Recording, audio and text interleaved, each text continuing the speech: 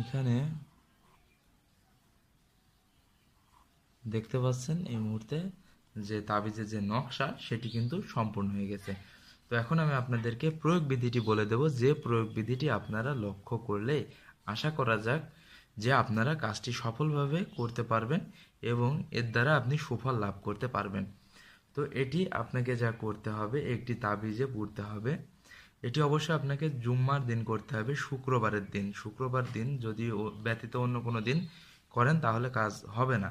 আপনি যদি মুসলমান হয়ে থাকেন তাহলে জুম্মার নামাজ আদায় করে এসে এই কাজটি করবেন, এবং অন্য ধর্মাবলম্বী যদি হিন্দু ধর্মাবলম্বী হয়ে থাকেন তাহলে জুম্মার দিন, শুক্রবার দিন যে কোনো সময় এই কাজটি আপনি করতে পারবেন।